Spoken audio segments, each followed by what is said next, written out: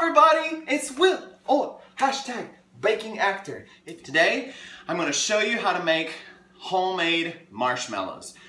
You need a lot of stuff, but this is no bake, so you don't have to have an oven if you don't have an oven. All right, so the thing that is important is you have to have a candy thermometer of some sort. Now, if you want to do the old tried and true method of cold water next to the sugar mixture and figure out the soft ball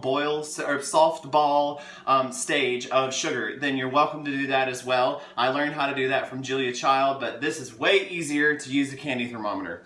You need light corn syrup, sugar, salt, vanilla, and then gelatin. I tried to use this with a Jello mixture and it doesn't really work, so you just need unflavored Jello. So here's how you do it. Okay, so you can do this without a stand mixer, but it's way easier with one, and if you don't have one, you can totally use a handheld mixer. It just take a little bit longer. But in order for gelatin to work, it has to bloom as yeast blooms, except for gelatin to bloom, things have to be cold. So what I've done is, while I was prepping everything and getting ready to show you this, I put my stand mixer bowl and whisk attachment into the freezer, and it's been about 20 minutes. So it's ice cold, and I chilled the water in the refrigerator. This is a half a cup of water and 3 packets of unflavored gelatin. Just gonna pour those in there.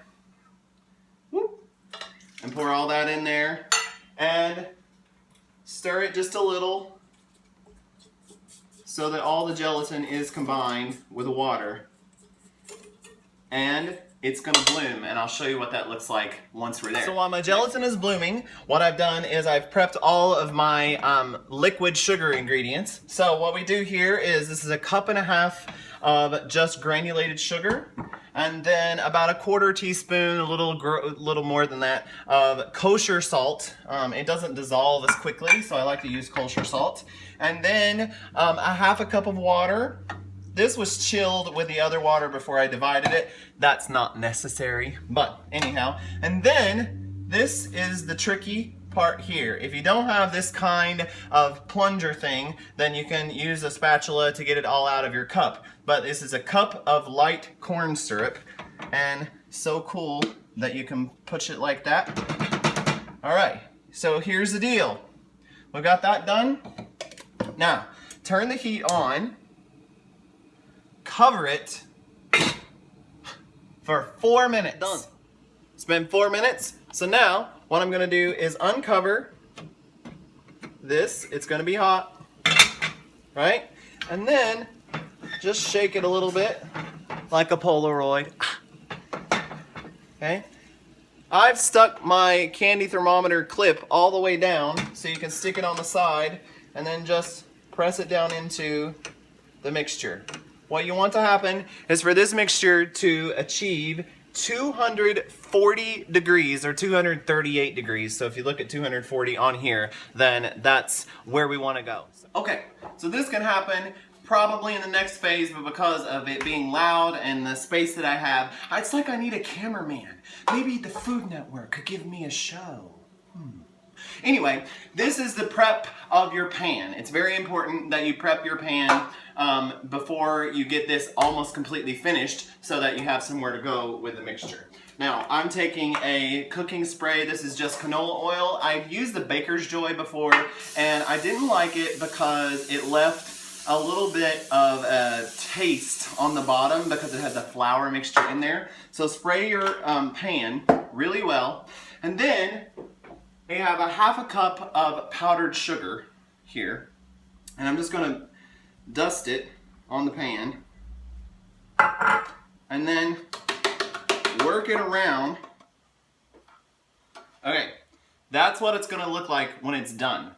It is about, I'm gonna say, 1/16 of an inch worth of powdered sugar, and make sure that you go up the sides as well because you don't want your marshmallow to stick to your pan. Then just discard the rest of the mixture back into your bowl, set aside, and it's time to make the marshmallow.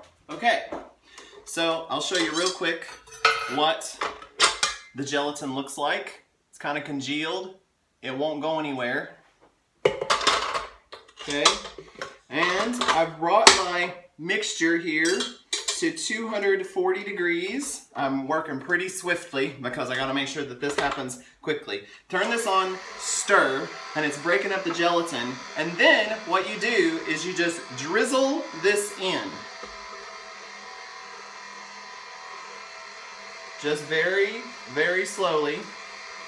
One, so that it doesn't splash out.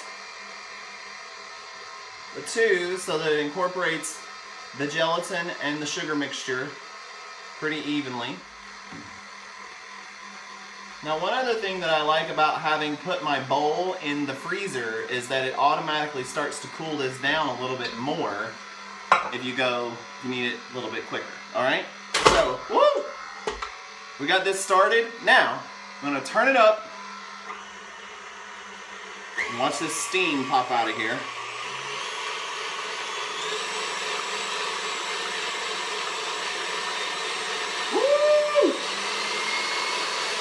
All right, now this goes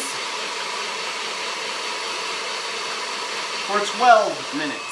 Okay, so it's been 12 minutes. I turned my mixer around so I can handle this a little bit better. I was like, what's going on, right? So, it's been about 12 minutes. The bowl's still a little bit warm, but it's way cooler than it was. So now is when you put in your flavoring, because this will actually cool the mixture down a little bit more as well, but before it gets too gelatinous, you want to make sure you incorporate your mixture, or your flavoring, sorry.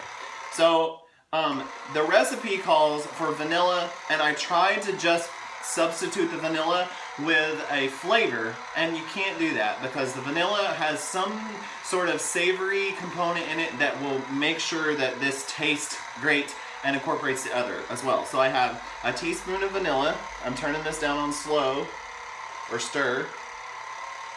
Gonna let that incorporate a little bit.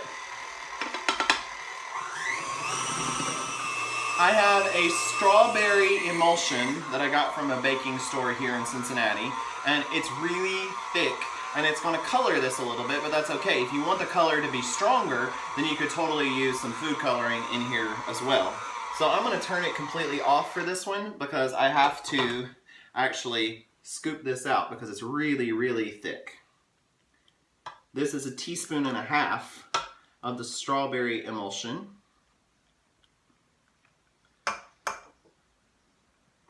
It's in there. Whoop. Okay. Lift it back up. Turn it on slow.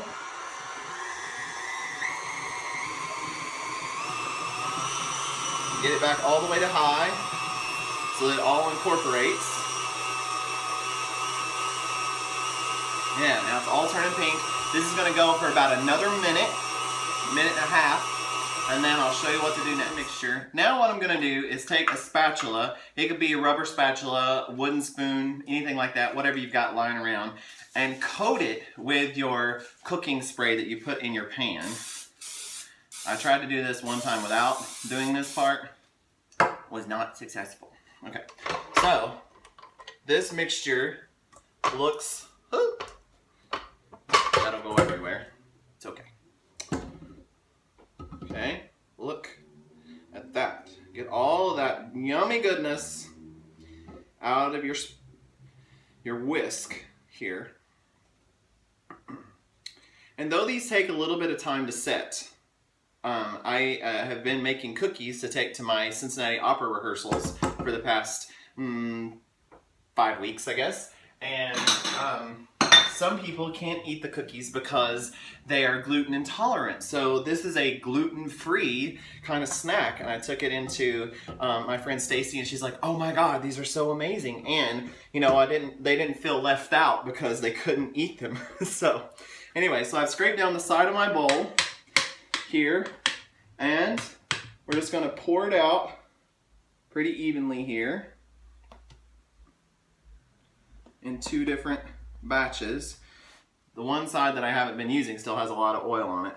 Kind of start to spread it out a little bit. This is a 9x13 pan. I didn't mention that before. Okay.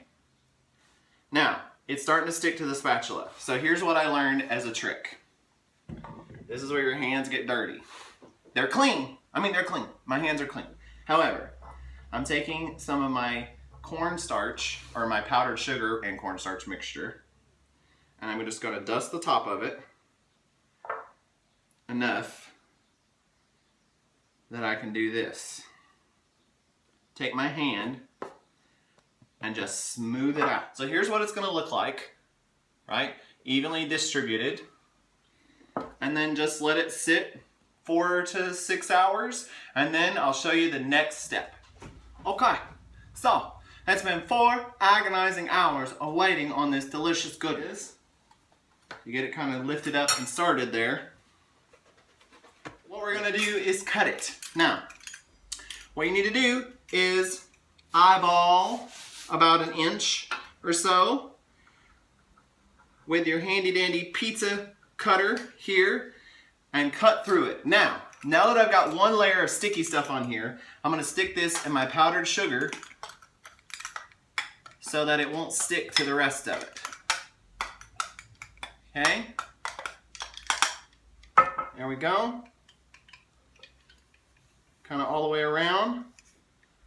Then cut another inch. Continue cutting all the way across in inches. Then flip them around.